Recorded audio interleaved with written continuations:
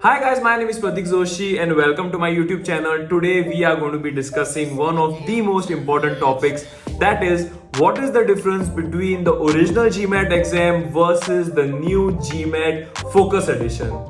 Why is there a new exam altogether? What is so important about it? Why is it needed? All of it we are going to be discussing in this particular video. So without wasting much time, let's get started. So let me start by first telling you what is the need for a new version of the GMAT exam. So let us see. The GMAT exam is one of the most important exams that applicants answer to get admission to business schools. But understanding the structure of the exam, it was a bit lengthy. Used to be a lot of effort that used to go from the applicant side, a lot of time, a lot of curriculum to cover as well. So what the GMAT committee decided was, let us give this a new feel by changing some aspects of the exam, keeping the overall essence of the exam the same. So as we go ahead in the video, you will understand what are the changes, why are the changes needed, and if the changes were not done, what would have actually happened, because as they say, every once in a while, if you don't revamp or modify yourself, then somewhere you are losing track of what you have planned for yourself. So that is why GMAT has gone ahead and done these changes. Not necessarily all the changes are bad or good, but it depends on how you take it and use it to your advantage. So round one is the structure of the GMAT exam. So speaking about the old traditional GMAT exam, you have four sections. First one is quant, then you have verbal, you have integrated reasoning, and you have analytical writing. Now, speaking about the new GMAT Focus Edition, you just have three sections: quant, verbal, and data insights. What happened to integrated reasoning and analytical writing? So basically, analytical writing has been totally removed from the particular exam pattern, as it does not fit the requirements of certain B schools. So it was something that was adding a lot of stress on the applicant side of you, and a lot of effort was going from GMAT in understanding all of that. So I'm guessing that is why they have removed that entire section altogether. So what does data insights hold? So basically, data insights will have some portion of integrated reasoning, and if you remember, quant section in the GMAT was a combination of problem solving and data sufficiency questions.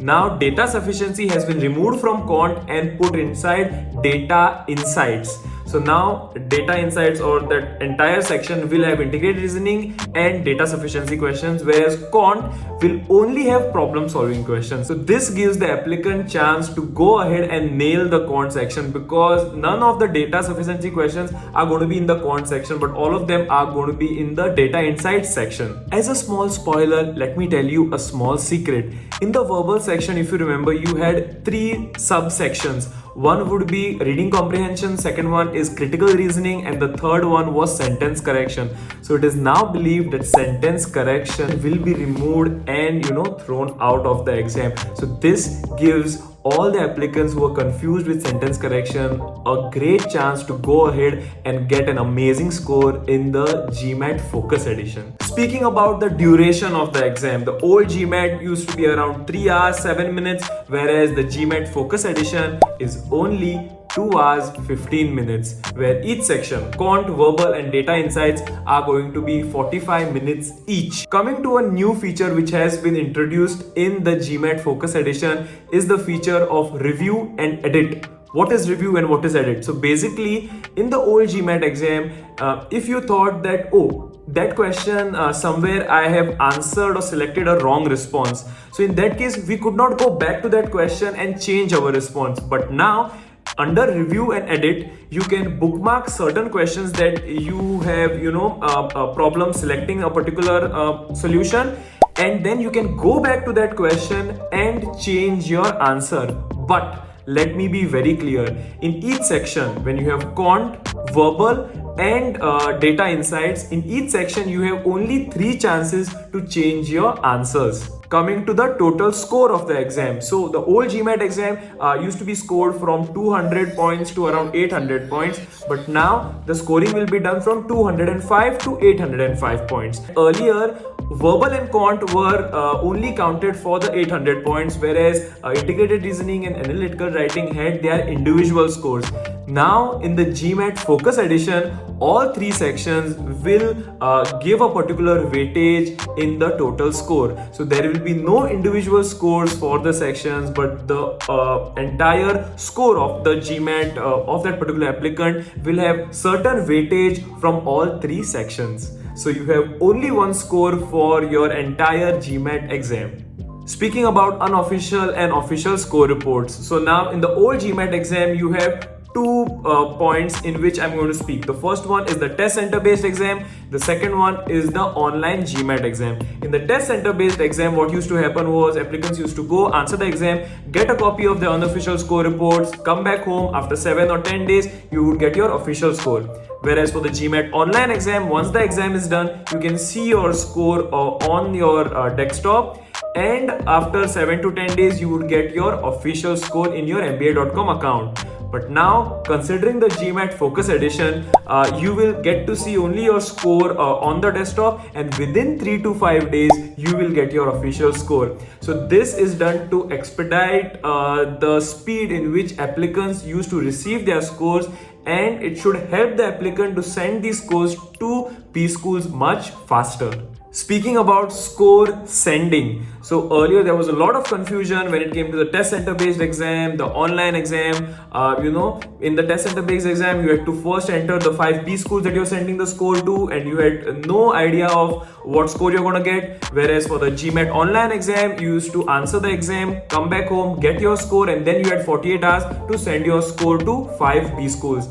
In this case, things have totally changed compared to the test center based exam. So now, whether we are speaking about the test center or the online GMAT exam, considering the GMAT Focus Edition, in both the cases, the online and the test center based, you will first get your score in your MBA.com account. Then you have 48 hours to decide which 5 B schools you want to send your score to. So now, once the 5 B schools are done, if you want to send your score to any additional B schools, that will incur an additional fee. Now, how much is this fee? This keeps changing. For more information, check the link in the description below. Speaking about score validity, it was, it is, and I feel it will be always 5 years. Whether it's the old GMAT or whether it's the GMAT Focus Edition, the score validity remains the same. Speaking about exam attempts and how soon you can take retest. So basically this has not changed. So earlier it was 5 tries in a single year, wherein within each try you have to have 16 calendar days. So that remains the same here. So you can answer the GMAT Focus Edition 5 times in a calendar year, wherein between each try you need to have 16 working days. And in your entire lifetime, you can answer the GMAT Focus Edition total of 8 times. Coming to the cost of the GMAT Focus Edition compared to the original GMAT exam, that unfortunately or fortunately remains the same. So it is believed that the GMAT Focus Edition has been introduced to ease certain issues that the student community was having with respect to GMAT. So when they have provided relaxation in those particular areas, they expect that the cost should not be lowered. So the cost for the exam remains the same. I'm guessing earlier it was $250. Now it is somewhere around $275 to $300. When you watch this video, don't forget to check the cost at that particular time because the rates keep on changing. So yeah, speaking about the GMAT Focus Edition and the original GMAT exam, those were the stark differences. Obviously, there are many updates which are going to be coming in, and as and when they come in, I will definitely update you guys. But these are some things that you need to really plan well if you want to answer your GMAT exam. Now, it's up to you what you want to answer, whether you want to answer the GMAT exam, the original GMAT exam, or whether you want to answer the GMAT Focus Edition. So obviously, at the end of 2023, schools will slowly start accepting the GMAT Focus Edition scores. But from 2024, I am understanding that the old GMAT exam will be totally stopped, and somewhere the GMAT Focus Edition will only be available in case if any person wants to answer the GMAT, then only the GMAT Focus Edition will be available. So yeah, that is it for this video, guys. Thank you so much for watching this video till the very end. If you have any questions, queries regarding whatever I have spoken about in terms of the GMAT exam, the GMAT Focus Edition exam, don't forget to mention them in the comment section below. So hope I see you for the next video. So until then, be happy, stay safe, and all the best for your prep.